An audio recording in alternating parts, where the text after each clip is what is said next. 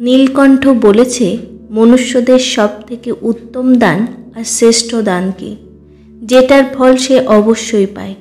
বন্ধুরা, এই কাহিনী অনেক জ্ঞানবর্ধক, এই জন্য কাহিনীটি সম্পূর্ণ অবশ্যই শুনবেন। বন্ধুরা, প্রাচীন সময়ের কথা।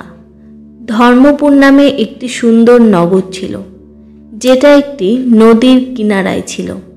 ওই নদীর কিনারায় একটি বটবৃক্ষে নীলকণ্ঠ তার স্ত্রীর সাথে থাকত। একদিন নীলকণ্ঠ আর তার স্ত্রী ভোজন করছিল। তখন নীলকণ্ঠের স্ত্রীর নজর একটি বৃদ্ধের ওপর পড়ে, যে একটি বৃক্ষের নিচে বসে ভোজন করছিল। তখন সেখানে একটি ক্ষুধার্ত ভিখারি আসে আর ওই বৃদ্ধ কৃষকের কাছে ভিক্ষা চাইতে থাকে। ওই বৃদ্ধ কৃষক তখন নিজে ভোজন না করে নিজের খাবার ওই ক্ষুধার্ত ভিখারিকে দিয়ে দেয়। এটা দেখে নীলকণ্ঠের স্ত্রী নীলকণ্ঠকে বলে, হে প্রিয়, এই বৃদ্ধ কৃষক নিজে ভোজন না করে নিজের ভোজন ওই ভিখারিকে কেন দিয়ে দিয়েছে? তখন নীলকণ্ঠ বলে, প্রিয়, প্রত্যেক মনুষ্য তাদের জীবনে কোনো না কোনো কিছু দান করে। কেউ ভোজন, কেউ বস্ত্র, আর কেউ ধন দান করে।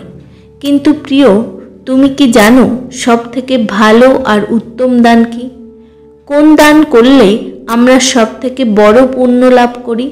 তখন নীলকণ্ঠের স্ত্রী বলে, না প্রিয়, এমন কোন দান আছে? তখন নীলকণ্ঠ বলে, প্রিয়, এই কথা আমি তোমাকে একটি কাহিনীর মাধ্যমে বলছি, যেটা না কেবল প্রেরণাদায়ক, বরং যে এই কাহিনীকে ধ্যানপূর্বক শেষ পর্যন্ত শোনে সে এই কাহিনী থেকে এটাও জানতে পারবে যে সব থেকে উত্তম দান কি আর এটার গুরুত্ব কতটা। তারপর নীলকণ্ঠ কাহিনী বলা আরম্ভ করে আর বলে যে, প্রিয়, প্রাচীন সময়ের কথা। চন্দ্রপুর নামে একটি গ্রামে কৈলাস নামের একটি যুবক থাকত, যে কাঠ কেটে তার জীবন যাপন করত। সে তার স্ত্রীর সাথে সাধারণ জীবন কাটাচ্ছিল। কাঠ বিক্রি করে আমদানি পর্যাপ্ত হতো না, যার জন্য তার পরিবারে সবসময় ভোজন আর কাপড়ের কমতি থাকত। একদিন চিন্তিত হয়ে রেগে গিয়ে কৈলাসের স্ত্রী তাকে বলে যে, কতদিন এভাবে চলতে থাকবে? আমাদের জীবনে কোনো খুশি নেই। কেননা এই কাঠ কাটার কাজ ছেড়ে তুমি নগরে গিয়ে অন্য কোনো কাজ খুঁজে নাও। কতদিন আমরা এভাবে দারিদ্রতার মধ্যে জীবন কাটাবো? কৈলাস অনেক ভালোবেসে উত্তর দেয়, আমি সবসময় তোমার কথা শুনি, কিন্তু আমি আগেও বলেছি আমি এই গ্রাম ছেড়ে যেতে পারবো না। শহরে এখানকার মতো শান্তি পাওয়া যাবে না। আর হ্যাঁ, আমি চাই না যে এই বিষয় আমাদের মধ্যে আবার আসে। তার স্ত্রী বলে, ঠিক আছে, যেমনটা তুমি ঠিক মনে করো। খাবার তৈরি আছে, খেয়ে কাঠ কাটতে চলে যাও। বন্ধুরা, ভোজন করার পর কৈলাস কাঠ কাটার জন্য জঙ্গলের দিকে চলে যায়। চলতে চলতে সে অনেক দূরে পৌঁছে যায়। সে চিন্তা করে যে আজকে তো অনেক দূরে চলে এসেছি, আমি একটি বড় গাছ চাই, যেটার থেকে আমি অনেক কাঠ পেয়ে যাব। কিন্তু এমন কোনো বড় বৃক্ষ নজরে আসে না। সে ভাবে সেখানে একটি গাছ আছে, কিন্তু ছোট। যাই, আজকের জন্য ওটা দিয়েই কাজ চালিয়ে নিই। কৈলাস ওই গাছ কাটে আর কাঠ সংগ্রহ করে সেই কাঠ নিয়ে নগরের উদ্দেশ্যে বিক্রি করার জন্য বেরিয়ে পড়ে। কিন্তু সে নগরে পৌঁছে দেখে কাঠ কেনার মতো কেউ সেখানে নেই। সে চিন্তা করে যে এখন কি আমাকে এই সব কাঠ বাড়ি নিয়ে যেতে হবে? তখন রাস্তায় একটি পণ্ডিত তাকে দেখে আওয়াজ দেয়। সে বলে, শোনো, এদিকে এসো, এই কাঠের মূল্য কত? কৈলাস বলে, আপনি সব কাঠ চান না অর্ধেক? যদি সব চাই তাহলে কম দামে দিয়ে দেব। পণ্ডিত বলে, আমার সব কাঠ চাই, কিন্তু তুমি যে দাম বলছো সেটা দিয়ে নয়। কৈলাস ক্লান্ত স্বরে বলে, আরে তাহলে ওই কাঠের মূল্য অনেক সস্তা হয়ে যাবে, কিন্তু চলুন, আপনি যা দেবেন দিয়ে দিন, আমি অনেক ক্লান্ত হয়ে পড়েছি।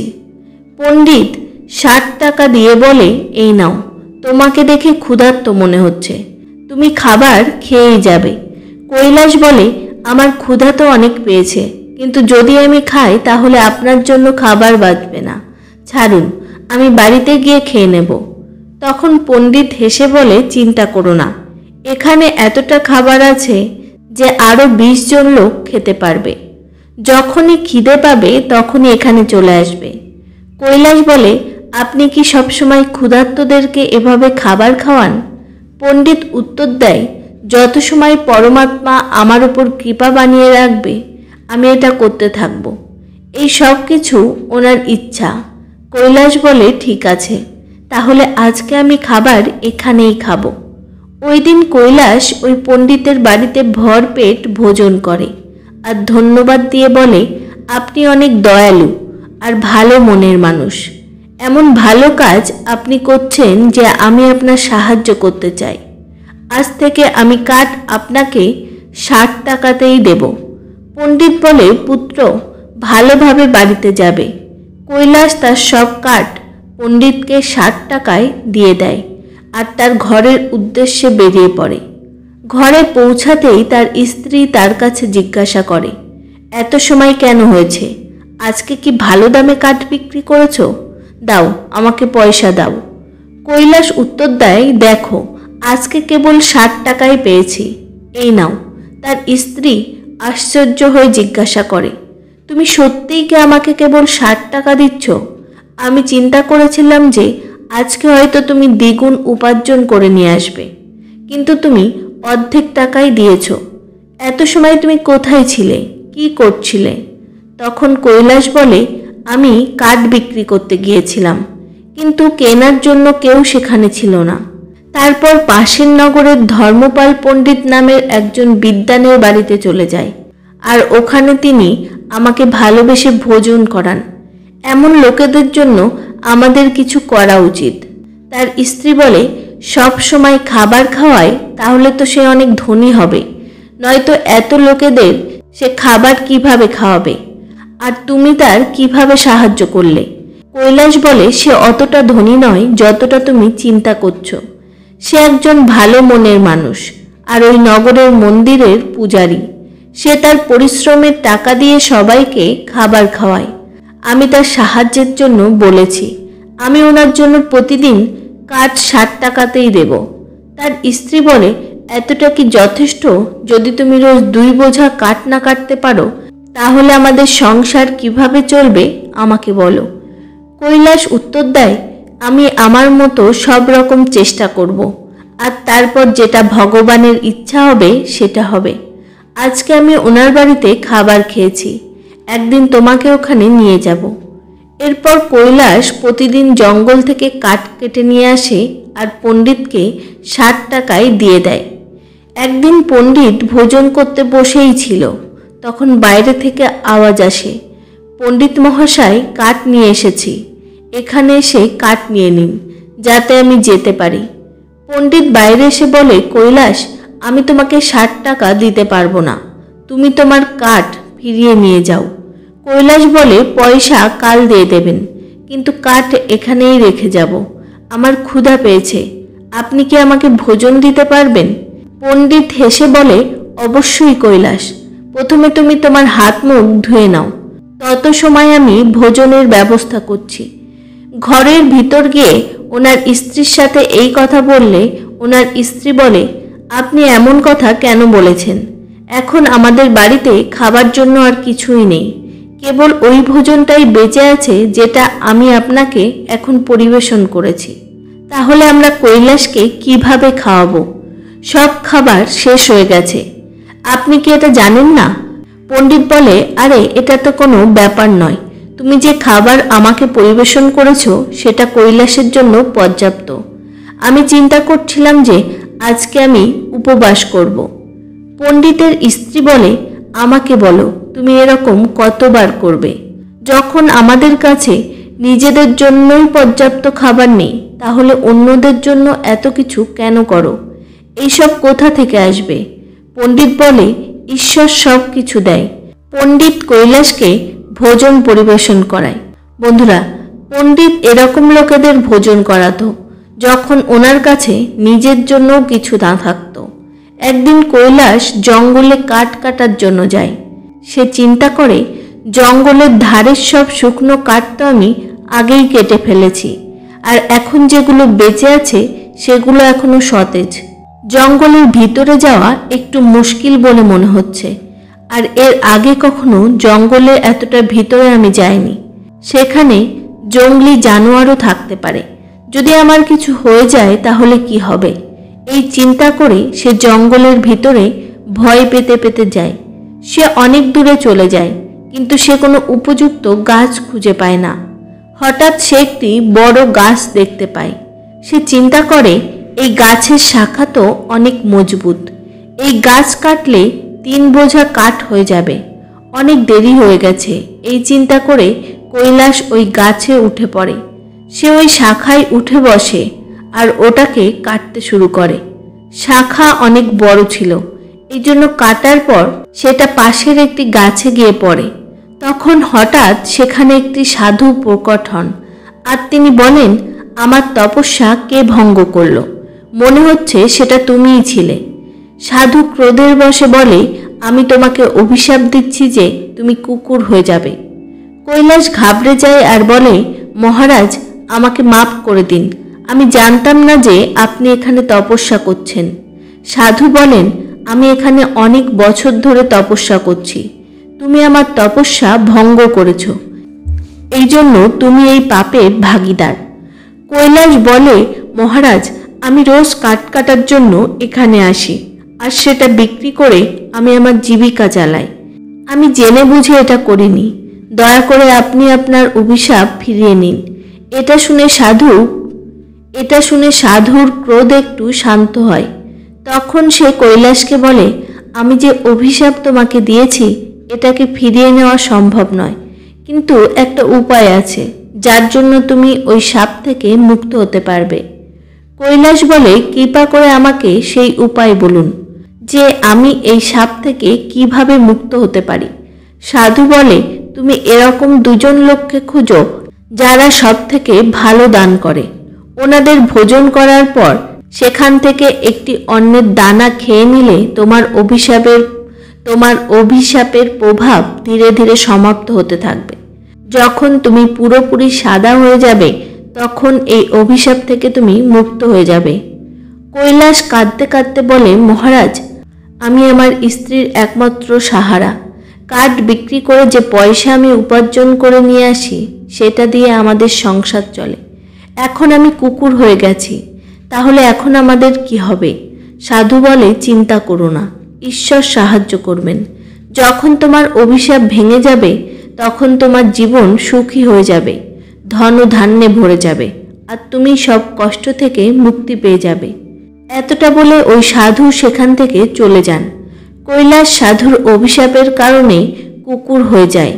এরপর কৈলাস অভিশাপের থেকে ছুটকারা পাওয়ার জন্য একটি যাত্রায় বেরিয়ে পড়ে। সে চিন্তা করে যে যেমনটা সাধু বলেছে, আমি সব থেকে ভালো দানি ব্যক্তি কোথায় পাব? আমি কিছুই বুঝতে পারছি না। সে ভাবে, হ্যাঁ, পণ্ডিত, তিনি অনেক উদার আর ভালো মনের মানুষ, আমি প্রথমে ওনার কাছেই যাব। কৈলাস কুকুরের রূপে পণ্ডিতের গৃহে পৌঁছায়। পণ্ডিত তার স্ত্রীকে বলে যে, চলো, ভালো হয়েছে, আজকে আমি বিনা কোনো বাধায় সব অতিথিদেরকে ভোজন করাতে পেরেছি। সত্যিই ভগবানের কৃপা আছে। পণ্ডিতের ভোজন করার পর ওনার স্ত্রী বেঁচে যাওয়া ভোজন বাইরে ফেলে দেয়। কৈলাস কুকুরের রূপে সেখানে পৌঁছায় আর পণ্ডিতের বেঁচে যাওয়া ভোজন খেয়ে নেয়। খাবার খেতেই তার অর্ধেক শরীর সাদা হয়ে যায়। কৈলাস খুশিতে বলে, আমি জানতাম যে পণ্ডিত অনেক দয়ালু ব্যক্তি, আমি অর্ধেক অভিশাপ থেকে মুক্তি পেয়ে গেছি, কিন্তু পুরোপুরি মুক্ত হওয়ার জন্য আমাকে অন্য কাউকে খুঁজতে হবে। এটা চিন্তা করে কৈলাস এগিয়ে যায়। সে বলে যে যদি আমি এই অভিশাপ থেকে মুক্ত হয়ে যাই তাহলে আমি সুখ আর শান্তির সাথে জীবন কাটাবো। এতটা বলে কৈলাস দ্বিতীয় ব্যক্তির খোঁজে বেরিয়ে পড়ে। একদিন সে মোহন নামের একটি যুবককে মাঠে হাল চাষ করতে দেখে। কৈলাস কুকুরের রূপে তার গৃহের সামনে বসে পড়ে। তখন রামু নামের একটি ব্যক্তি সেখান থেকে যাচ্ছিল। সে বলে, মোহন অনেক ভালো ব্যক্তি, সে কেবল আমাকেই নয়, আরও অনেক লোকেদেরকে গায়ে দান করেছে। এমন ব্যক্তি আশীর্বাদ পাওয়া উচিত। কৈলাস এটা শুনে চিন্তা করে যে, বাহ, আজকে আমি অভিশাপ থেকে মুক্ত হয়ে যাব। মোহন পণ্ডিতের মতোই দয়ালু হবে। এখন দেখি সে কখন ভোজন করে। কৈলাস ওখানে অনেক দেরি পর্যন্ত অপেক্ষা করে। মোহন যখন ভোজন করে তার পাতা বাইরে ফেলে দেয়, তখন কৈলাস সেই পাতা থেকে বেঁচে যাওয়া ভোজন খেয়ে নেয়। কিন্তু এটা দেখে সে অবাক হয়ে যায় যে তার শরীরের রং বদলায়নি। মোহন গায়ের দানও করেছিল, কিন্তু তারপরও এটা কেন হলো না? আমি কিছু বুঝতে পারছি না। কিছুক্ষণ পর কৈলাস আবার মোহনের বাড়ির পাশে এসে বসে পড়ে। সেখানে দুটো যুবক বসেছিল। প্রথম যুবক বলে, আরে ভাই, আজকে মোহন আবার গায়ের দান করেছে। দ্বিতীয় যুবক বলে, হ্যাঁ, তাকে দেখে কত বড়ই দানি মনে হোক না কেন, সে সবসময় গ্রামের বাইরের লোকেদেরকেই দান করে। সত্যিটা জানলে সবাই অবাক হয়ে যাবে। তার সব গায়ে 2 মাসের বেশি দুধ দেয় না। প্রথম যুবক অবাক হয়ে বলে, সে যদি এমনটা করে তাহলে তার অবশ্যই পাপ লাগবে। আমাদের রাজার মতো আর কেউ করতে পারবে না। তিনি একজন মহান দানী ব্যক্তি। 1 সপ্তাহ ধরে খাবার দান করছেন, আর কালকে শেষ দিন অন্নদানের সাথে সাথে বস্ত্রদানও করবেন। রাজা নিজেই 1 সপ্তাহ ধরে সেখানে উপস্থিত সবার সঙ্গে বসে খাবার খাচ্ছেন। কখনো তার মতো পরোপকারী কাউকে দেখেছো কোথাও? আরে, এটা তো কিছুই নয়। তিনি আমাদের নগরে ভালো রাস্তা বানিয়েছেন, সব জায়গায় পুকুর খনন করেছেন, কুয়ো খনন করেছেন। সত্যিই তিনি আমাদের জন্য অনেক কিছু করেছেন। এমন ধর্মাত্মা আমি আগে কখনো দেখিনি। এই কথা শুনে কৈলাস অনেক খুশি হয়, আর মনে মনে বিচার করে, চলো, এখন তো নিশ্চিত যে আমি আমার অভিশাপ থেকে মুক্তি পেয়ে যাব। আমাকে এক্ষুনি রাজার কাছে যাওয়া উচিত। সে রাজমহল নয়, বরং লোকেদের সাথে খাবার খাচ্ছে। এই সুযোগের লাভ ওঠানো উচিত। পরের দিন কৈলাস সেখানে পৌঁছে যায় যেখানে রাজা ভোজন করাচ্ছিল। সেখানে সে রাজাকে বস্ত্রদান করতে দেখে। সে চিন্তা করে যে রাজা কতটা মহান।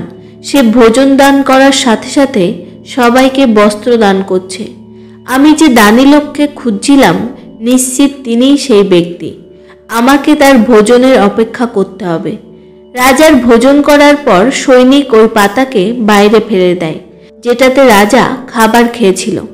এটা দেখে কৈলাস সেখানে যায় আর ওই পাতার থেকে বেঁচে যাওয়া খাবার খেয়ে নেয়। কিন্তু সে এটা দেখে চমকে যায়।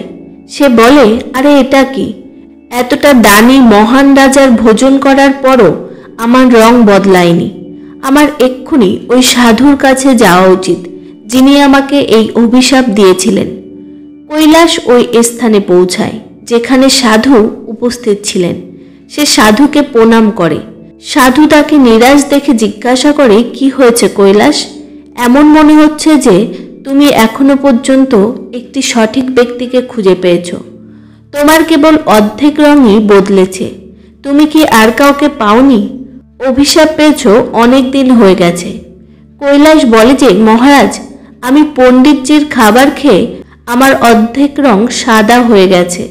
এরপর আমি ওনার থেকে বড় দানি লোকেদেরকে দেখেছি, কিন্তু তাদের খাবার খাওয়ার আমার উপর কোনো প্রভাব পড়েনি। সাধু কিছুক্ষণ থেমে বলে, এটাতে আশ্চর্যের কিছু নেই। তাদের কর্মের বাস্তবিক স্বরূপ জানা জরুরি। তারপর কৈলাস বলে যে, এছাড়াও আমাদের নগরের রাজা যে অনেক ধার্মিক। 1 সপ্তাহ রাজা সবাইকে ভোজন করিয়েছে আর বস্ত্র দান করেছে। এরকম দানী ব্যক্তির ভোজন খাওয়ার পরও আমি অভিশাপ থেকে মুক্ত হতে পারিনি। এটাতে কোনো রহস্য অবশ্যই আছে। আমি কিছুই বুঝতে পারছি না মহারাজ, দয়া করে আপনি আমাকে বলুন। সাধু বলে, কৈলাস, যে লোকেদের তুমি দেখেছ তাদের মধ্যে কারো দানই সত্যিকারের দান ছিল না। মোহন এমন জিনিস দান করছিল যেটা তার কোনো প্রয়োজনই ছিল না। যদি সেটার প্রয়োজন থাকতো তাহলে সে কখনো সেটা দান করত না।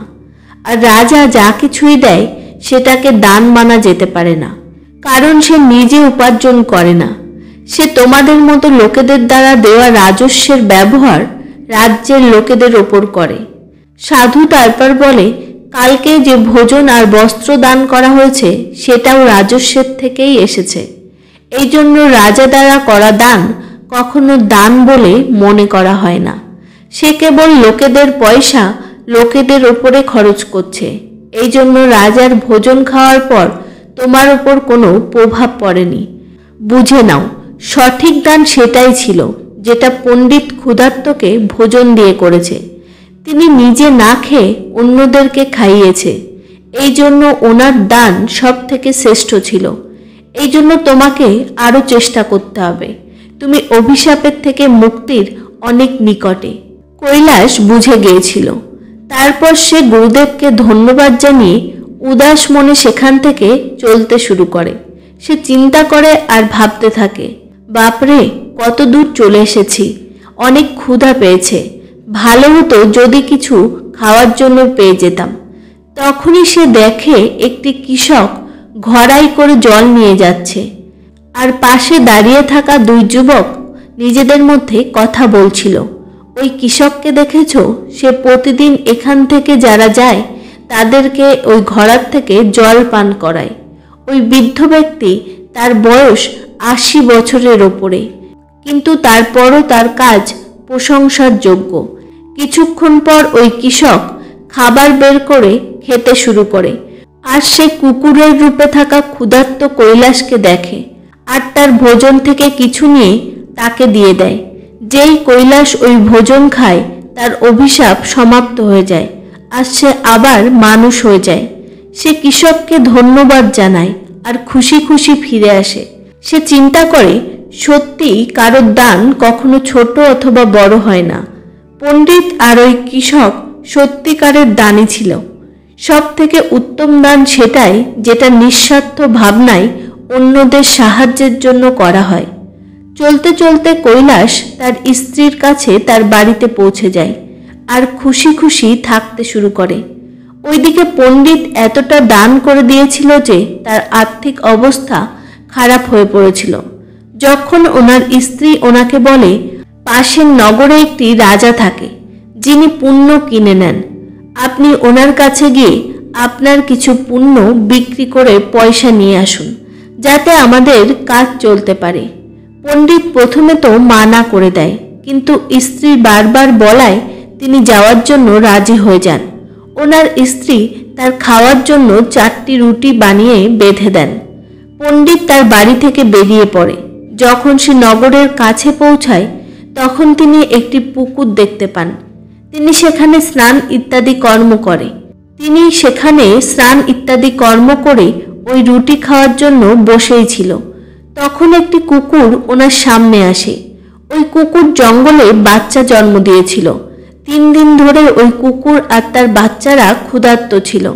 ভারী বৃষ্টির কারণে সে তার বাচ্চাদেরকে ছেড়ে কোথাও যেতেও পারছিল না। পণ্ডিত ওই কুকুরকে ক্ষুধার্ত দেখে তো সে তার খাবার থেকে একটি রুটি তাকে দিয়ে দেয়। কুকুর ওই রুটি খেয়ে নেয়। তখন পণ্ডিত তাকে আবার একটি রুটি দেয়, যেটা কুকুর আবার খেয়ে নেয়। পণ্ডিত ভাবে কুকুর ওই রুটি খেয়ে তৃপ্তি পায়নি। এভাবে পণ্ডিত কুকুরকে তার 4টি রুটি দিয়ে দেয়, আর এই রুটি খেয়ে কুকুর তৃপ্তি পায়, কিন্তু পণ্ডিত নিজে ক্ষুধার্ত থেকে যায় আর সেখান থেকে রাজার মহলের উদ্দেশ্যে বেরিয়ে পড়ে। পণ্ডিত রাজার কাছে পৌঁছায় আর বলে, আমি আমার পুণ্য বিক্রি করতে চাই। রাজা বলে, আপনি দুপুরের পরে আসুন। রাজা তার স্ত্রীকে জিজ্ঞাসা করে, একটি পণ্ডিত বিদ্বান এখানে এসেছেন যিনি ওনার পুণ্য বিক্রি করতে চান। তোমার মতে তার পুণ্যের মধ্যে সব থেকে বড় কোন পুণ্য, যেটা আমি কিনে নেব? স্ত্রী বলে, সে আজকে জঙ্গলে একটি কুকুরকে 4টি রুটি খাইয়ে যে পুণ্য অর্জন করেছে সেই পুণ্যই ভালো। স্ত্রীর এই কথা শুনে রাজা পণ্ডিতের কাছে যায় আর বলে, আপনি কোন পুণ্য আমাকে দেবেন? পণ্ডিত বলে, আপনি কোন পুণ্য নিতে চান? রাজা বলে, আপনি আজকে যে পুণ্য অর্জন করেছেন সেটার পুণ্যই আমি নিতে চাই।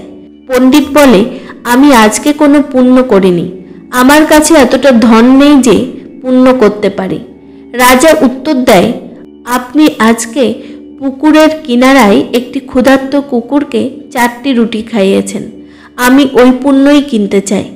পণ্ডিত জিজ্ঞাসা করে, ওই সময় তো সেখানে আর কেউ ছিল না, আপনি কিভাবে জানতে পারলেন? রাজা বলে, আমার স্ত্রী পতিব্রতা, সেই আমাকে এই সব কথা বলেছে। পণ্ডিত বলে, খুব ভালো, এই নিন, কিন্তু এটার মূল্য কি দেবেন? রাজা বলেন, আপনার রুটি যতটা ওজনের ছিল আমি ততটা ওজনের হিরে মতি ওজন করে আপনাকে দেব। পণ্ডিত রাজি হয়ে যায়। রাজা ওই ওজনের 4টি রুটি বানায়। রাজা ওই 4টি রুটির ওজনের বরাবরের জন্য দাড়িপাল্লায় হিরে আর মতি রাখে। কিন্তু যত রত্ন রাখা হয়, যে পাল্লায় রুটি ছিল সেটা উপরে ওঠে না। রাজা বলে, আরও রত্ন নিয়ে এসো। যখন পণ্ডিত তার পুণ্যের এতটা প্রভাব দেখে তখন তার চোখ খুলে যায়। সে বলে, হে মহারাজ, আমি এখন আর আমার পুণ্য বিক্রি করব না। রাজা বলে, যেমনটা আপনার ইচ্ছা। পণ্ডিত সেখান থেকে চলে যায়। ফেরার সময় সে ওই পুকুরের পাশে পৌঁছায় যেখানে সে ওই কুকুরকে খাবার খাইয়েছিল। সেখানে পৌঁছে সে একটি গাছের নিচে বসে পড়ে আর কিছু চিন্তা করতে থাকে। তখনই সেখানে একটি সাধু আসে। যখন তিনি পণ্ডিতকে চিন্তিত দেখেন তখন তিনি বলেন যে, কি হয়েছে পুত্র, অনেক চিন্তিত বলে মনে হচ্ছে। পণ্ডিত মহাত্মাকে প্রণাম করে আর সব কথা ওই মহাত্মাকে বলে। তখন ওই মহাত্মা বলেন, পুত্র, তুমি উচিতই করেছ। পুণ্য কখনো বিক্রি করতে নেই, সেটা তো স্বয়ং ফলদায়ক হয়। যে মনুষ্য যেমন কর্ম করবে সময় আসলে সে তেমনটাই ফল পাবে। মহাত্মার কথা শুনে পণ্ডিত শান্তি পায় আর সে মহাত্মার কাছ থেকে বিদায় নিয়ে তার বাড়ির উদ্দেশ্যে বেরিয়ে পড়ে। তখন মহাত্মা ওই পণ্ডিতকে একটি পটলি দিয়ে বলে, পুত্র, এটা নিয়ে যাও, এটাতে কিছু মিষ্টি আছে, রাত্রে ভোজনের পর এটা সেবন করবে, তাহলে তোমার কল্যাণ হবে। পণ্ডিত ওই পটলি নিয়ে নেয় আর মহাত্মাকে ধন্যবাদ জানিয়ে তার বাড়ি ফিরে আসে। বাড়িতে পৌঁছে পণ্ডিত ভোজন করে আর হাঁটার জন্য ঘরের বাইরে চলে যায়। তখন পণ্ডিতের স্ত্রীর নজর ওই পটলির ওপর পড়ে। তখন তার মনে ওই পটলি খোলার ইচ্ছা জাগে। সে ওই পটলি ওঠায় আর সেটা খুলে দেখতে শুরু করে। যখন সে ওই পটলি খোলে তখন সে আশ্চর্য হয়ে যায়। পটলিতে হিরে মতি পান্না চকচক করছিল। সে অনেক প্রসন্ন হয়ে যায়। কিছুক্ষণ পর পণ্ডিত ফিরে আসে। তখন তার স্ত্রী জিজ্ঞাসা করে, এত হিরে মতি কোথা থেকে নিয়ে এসেছো? পণ্ডিত বলে, কেন মজা করছো? ওই শুকনো মিষ্টি তোমার হিরে মতি বলে মনে হচ্ছে? স্ত্রী বলে, মজা করছি না, আমি নিজে ওই পটলি খুলে দেখেছি, সেটাতে তো অনেক হিরে মতি পড়ে আছে। পণ্ডিত বলে, আমাকে নিয়ে এসে দেখাও। পণ্ডিতের স্ত্রী ওই পটলি নিয়ে এসে তার সামনে রেখে দেয়। পণ্ডিত সেটা দেখে অবাক হয়ে যায়। সে বুঝে যায় যে এই সব কিছু ওই পুণ্যের প্রভাব, যেটা সে কুকুরকে রুটি খাইয়ে প্রাপ্ত করেছিল। আর ওই মহাত্মা আর কেউ নয়, স্বয়ং পরমাত্মা ছিলেন। তারপর সে তার যাত্রার পুরো বৃত্তান্ত তার স্ত্রীকে শোনায়। সে বলে সে কিভাবে একটি ক্ষুধার্ত কুকুর আর তার বাচ্চাদের খাবার দেওয়ার কারণে এই চমৎকার হয়েছিল। এই সব কিছু ভগবানের কৃপা আর দানের পরিণাম। তারপর পণ্ডিত তার স্ত্রীকে বলে, এটা ভগবানের সংকেত যে যাদের প্রয়োজন আছে তাদের সাহায্য করা সব থেকে বড় পুণ্য। যে ব্যক্তি নিজে দুঃখী আর অভাবে আর কষ্টে থেকেও লোকেদের সাহায্য করে তাদেরকে ঈশ্বর অনেক গুণ ফল প্রদান করে। আজকের সময় লোকেরা দান তাদের মান সম্মান আর প্রতিষ্ঠার জন্য করে। দেখানোর দান থেকে না তো সত্যিকারের পুণ্য পাওয়া যায় আর না তো এটার কোনো দীর্ঘকালীন প্রভাব আছে। এই দেখানোর দান লোকেদেরকে অনেক সময় অহংকারের দিকে নিয়ে যায়। দান সবসময় নিঃস্বার্থভাবে হওয়া উচিত। যেমনটা এই কাহিনীতে পণ্ডিত তার ক্ষুধার চিন্তা না করে কুকুর আর তার বাচ্চাদেরকে 4টি রুটি খাইয়েছিল। সে চিন্তাও করেনি যে তার এই ছোট্ট ত্যাগ এত বড় ফল দেবে। বন্ধুরা, এভাবে এই কথা আমাদেরকে এটাও বলে যে যাদের প্রয়োজন আছে তাদের সেবা করা উচিত। যখন তারা বাস্তবেই সংকটে থাকে, সংকটের সময় দেওয়া অল্প একটু সাহায্য অমূল্য হতে পারে।